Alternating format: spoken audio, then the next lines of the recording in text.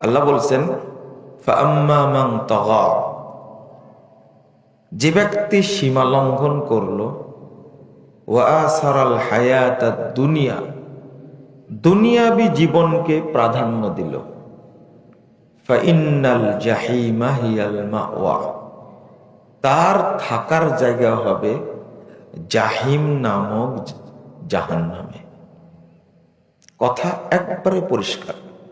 ওয়া আম্মা মান খাফা মাকাম রাব্বিহ ওয়া নাহান নাফসা আনিল হাওয়া ফাইন্নাল জান্নাতা হিয়াল মাওয়া, যে ব্যক্তি আল্লাহর সামনে দাঁড়াবে এই ভয় করে এবং নিজেকে পাপ থেকে বিরত রাখে, ফাইন্নাল জান্নাতা হিয়াল মাওয়া, তার থাকার জায়গা হবে জান্নাতে। সোজা কথা, পরস্পর আয়াতগুলো। আল্লাহ বলছেন যারা দুনিয়াকে প্রাধান্য দেবে তাদের থাকার জায়গা হবে কোথায়? জাহান্নামে। আর যারা ভয় করবে যে আল্লাহর সামনে দাঁড়াতে হবে তাদের থাকার জায়গা হবে কোথায়? জান্নাতে।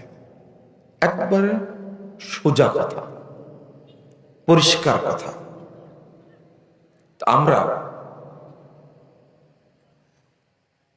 বর্তমানে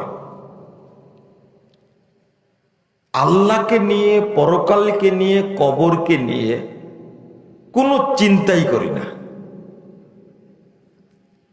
আজ মরে গেলে কালকে কয়দিন হবে?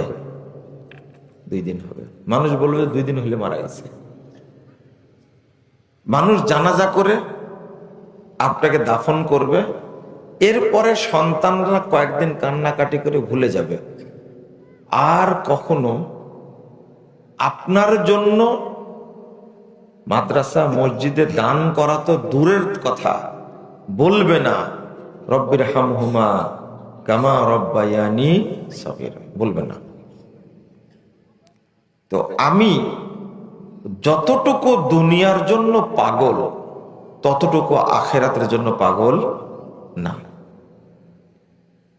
অথচ সবাই জানি আমাকে মরতেই হবে।